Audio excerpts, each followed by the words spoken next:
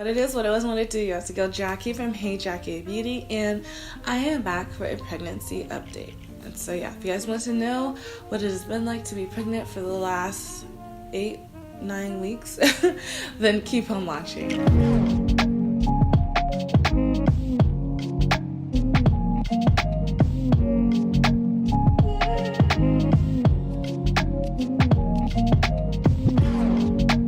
I also want to make sure you guys get a chance to subscribe, join the beauty club. I'd love to have you guys and just share more of my pregnancy journey in the midst of other lifestyle and hair videos. So yeah, make sure to also hit that bell button so you get notifications when I upload. And you can follow me on Instagram, Facebook, and Twitter. I'm doing all kinds of fun stuff on each one of those platforms, and I'd love to have you guys join me and also talk to me on there. I'd like to kind of have a fun little conversation with my followers and also support you guys too. I need to know where you guys are at and know what you guys are doing. And so yeah, make sure to follow me on all those platforms, and I'll make sure to chat it up and keep the conversation going with you guys there. So let's get on with this video. Okay. My goodness, I feel like so much has kind of happened and changed in the last few weeks, while also a lot of things are kind of the same. So today I am 9 weeks and 5 days. I wanted to talk about how it's been up to 8 weeks. And so I wanted to make sure that I was past the 8-week mark before I kind of shared my opinions and thoughts on that. And so yes, let's get started with symptoms and things that have changed. So I think since my last video, I was talking about how I didn't really feel very pregnant, but now I very much so do, and it's kind of just a lot of the very typical things that have been happening that make you feel pregnant. So one of those things for sure that has kind of continued and gotten a little worse is feeling nauseated. I tend to now feel nauseated just throughout the day at different points. If I don't eat fast enough, or if I have something my stomach doesn't like. So anyway, I found out that I don't really like dairy things, mostly just like yogurt. And I also had, this is not really dairy, but I also think because of the creamer added to it didn't help. I had a Swiss Miss hot chocolate once because it was cold a few weeks ago, and my stomach did not like that. So I tend to stay away from dairy stuff. So yeah, we don't really have dairy stuff in the house except for cheese and like mayo and eggs. I believe those are the only dairy products that we have.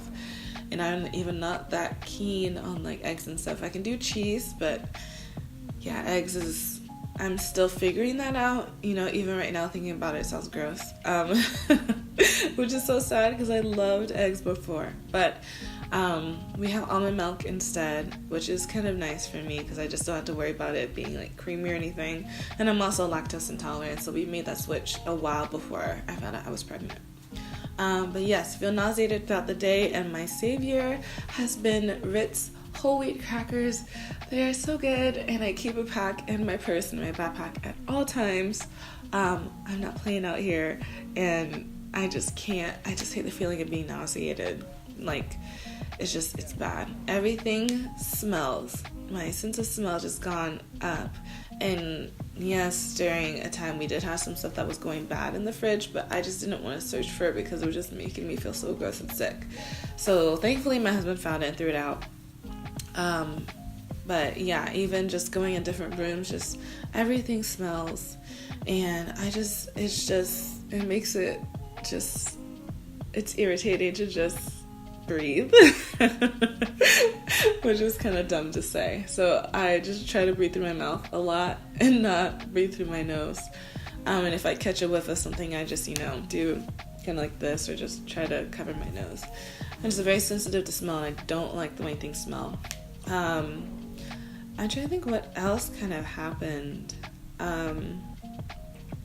I still get really tired. I don't know if I talked about this before, but there was a point in time where I would get very, very, very tired around 9:30 and have to go to bed, and then I would wake up at like 6. And so I still kind of get really tired at night. I'm not a night owl anymore. I used to be able to stay up really late and be okay. Can't do that anymore, and I get up early now. I've gotten up a few times in the middle of the night, just awake, just wide awake, and so rarely do I really have to pee Only until recently have I really have to start peeing in the middle of the night, but before that, that wasn't a thing. Ice cold water. My water has to be freezing when I drink it, and actually this doesn't have ice. I think the ice melted, and so I love using my Camelback because it holds a good amount of water for me, and it helps me keep track of just, drinking and staying on top of that. But yeah, I really like this one. Actually, I'm gonna drink some water now.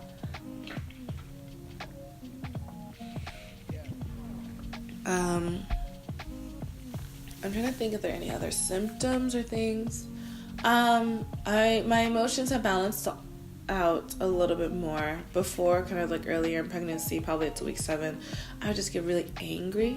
Like, I would just get mad and stay mad. I wouldn't get like emotional, want to cry and everything. I think that's coming on a little bit more now, where things kind of like make me more tender rather than angry, which is nice. But yeah, and I haven't had the extreme hunger yet. More so, I've just been not really wanting to eat food. There are certain things, not really wanting to eat food. There's certain things that I want, like for hot chicken, I really wanted just like lo mein and orange chicken. I was eating sandwiches for a hot second and pickles, but that's mostly kind of faded off. My thing now is fruit. I love fruit. I love apples and oranges and bananas and strawberries and mango and just stuff like that. I just love fruit. And so I've been having a lot of that. I have not been so in love with vegetables. I have been more kind of drawn to carrots and cucumbers though, which is good. And so, but like spinach and kale and stuff, I just have to find ways to sneak it in my food. And that way I can get, all the leafy greens that I need. I can't think of any other kind of like symptoms, cravings, anything like that. I would say also just one other thing that's kind of like a pregnancy thing that happens sometimes is that I had been sleeping on my right side a lot and my back. And I know that technically like later on in your pregnancy you're not really supposed to do that. But I started having issues early on where one day I just had a lot of pain in my tailbone. Like it was so painful. And I went to work and I had to go downstairs. Going upstairs was not as bad, but going downstairs, one time I just felt like a shock of pain down my tailbone. And it freaked me out and I hated how it felt. And I just looked it up. And so I made sure that night to sleep on my left side and to definitely get a full night's sleep. And I haven't had that pain since. So I do try my best to sleep on my left side. I woke up a few times last night on my right side just because I got tired of being on my left side. I move when I sleep. And so the thing that I just come to realize is that I try to make myself fall asleep on my left side. And if I move in my sleep, I move in my sleep. And that my body knows like how to move me, to adjust me so that I'm not having pains or feeling, kind of weird or off. And so yeah, that's what I'm doing, and I'm just not stressing out about it too much and just making sure that I make adjustments as I go. And so I think that was kind of the only thing really. I have had cramps here and there. My spotting has completely stopped. I haven't had it in a very long time. I'll just get cramps if I just do a lot in that day.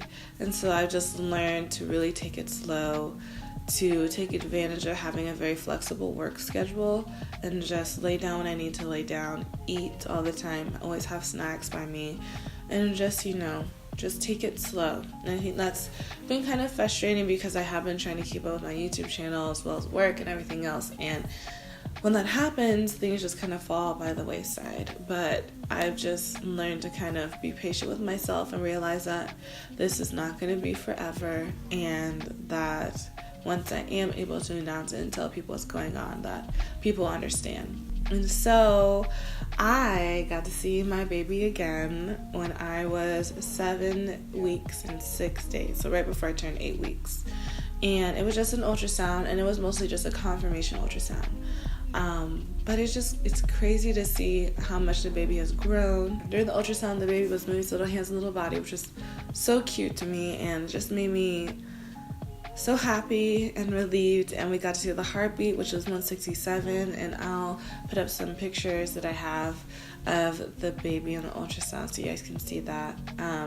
What was also really cool is that I found out that the baby had come from my right side on my right ovary, and so my baby is implanted on the right side of my uterus. And so when I had the ultrasound, she didn't do a transvaginal one, which I was not expecting that, but it's fine. For me, either way, I don't really care as long as I get to see my baby. But she was able to see at 7 weeks and 6 days that the little cyst was there on my right ovary, and that the baby was on my right side, and my left ovary was just chilling and had nothing going on there. Just being fine. And so, yeah, and everything looks good. My cervix was high and closed, and so the baby was all nice and tucked in, and nothing was going to happen, or there weren't any signs of possible miscarriage, at least right then and there. And so typically too, you get cramps before your menstrual cycle, or you get cramps when you're pregnant, because that's your cervix moving and doing different things. And so during your menstrual cycle, what'll happen is that your cervix will be low and will be open, and so you get the cramps kind of before and around that time because your cervix is moving down from that point. It's usually after ovulation. It tends to be kind of like mid-high, but once it knows that there is no fertilized egg in it, it'll go low and release all of the menstrual period and everything, and the menstrual fluid that needs to come out. And so when you get pregnant, because it wants to keep everything nice and closed and, taken care of, what happens is that your cervix will then go up and tuck in, and it will close, and that takes a lot of work and a lot of muscle. And so typically for me, I wasn't really freaking out and scared because of the cramping, because I knew that's what happened when you got pregnant. I knew that your cervix was going to be closed and go up high, so I knew it was going to just take some time for your muscles to adjust and move up there. And then also from that point, the uterus is like doubling and quadrupling in size, like per week. Like, it gets so big, and so I kind of knew that, okay, there needs to be adjustment and things moving around and muscles moving around and organs moving up. And I mean, it's crazy what the human body does. Even in the first trimester of pregnancy, it's crazy how much things move. And so I really wasn't too concerned when I got cramping. And then spotting, I kind of didn't get too freaked out about that, because I knew about implantation bleeding, where when the fertilized egg implants into the uterus, it's kind of digging itself into the wall. And so that can cause there to be a little bit of blood, and that needs to be shed. And so typically that blood is a brown color, which means it's old blood. And so I wasn't worried when I got that in the beginning. And I think I got that again when I exercised once, and I wasn't too scared because it was still brown, and so I knew it was old blood.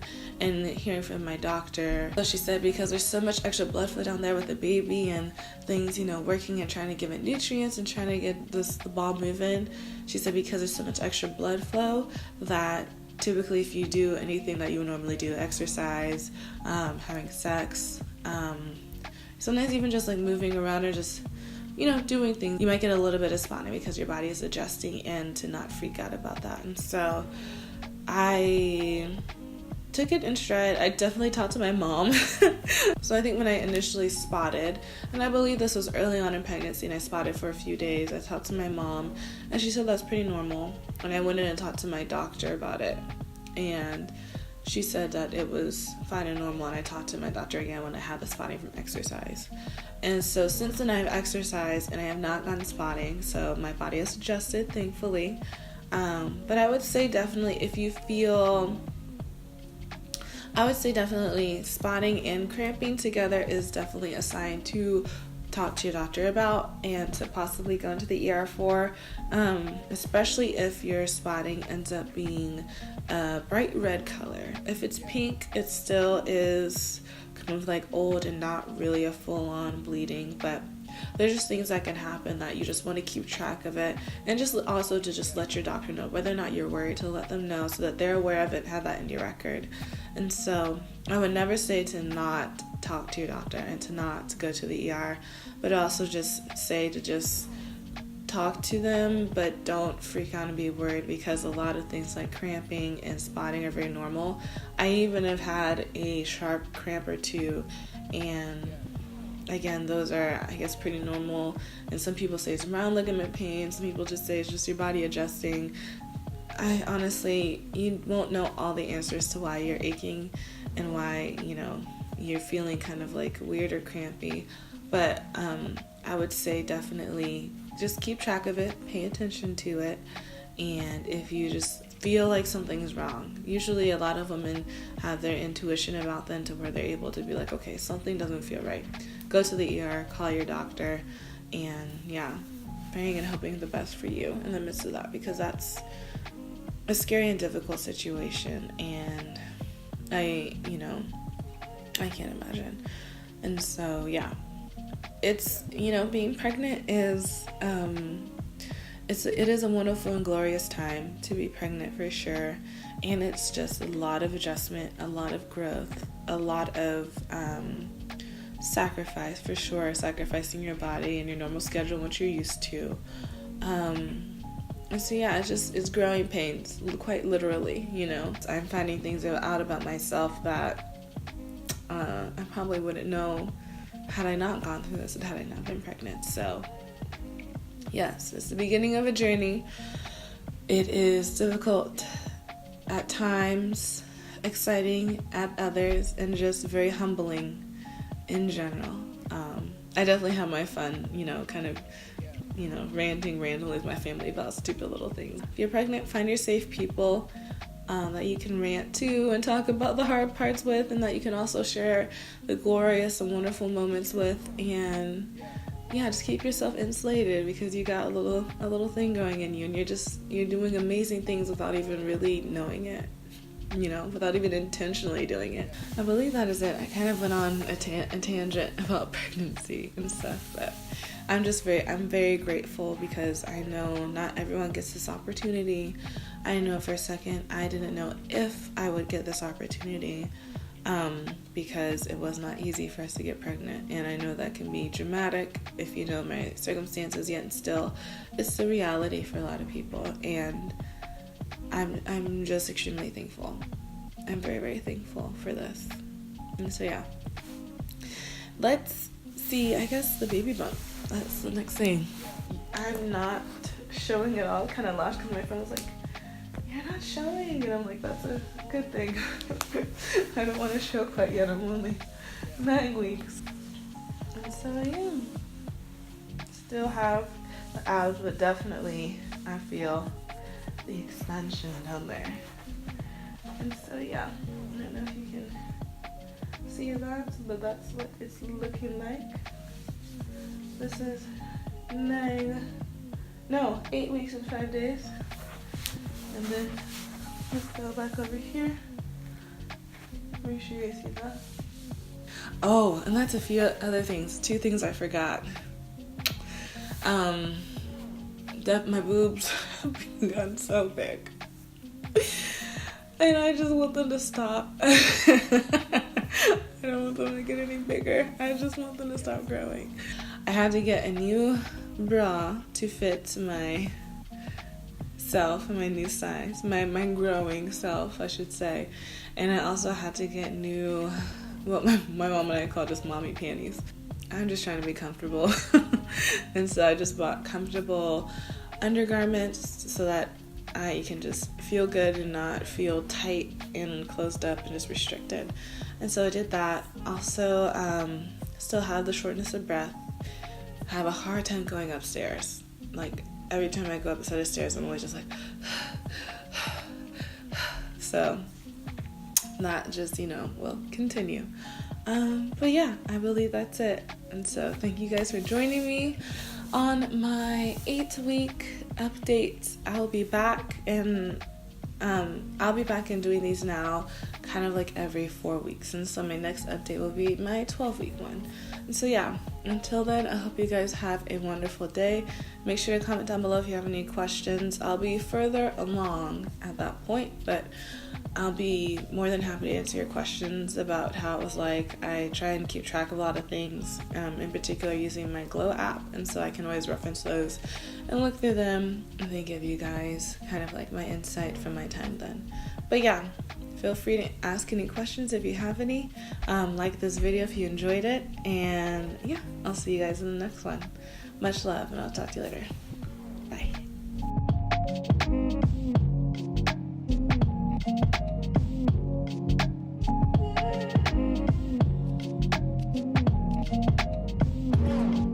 Yeah.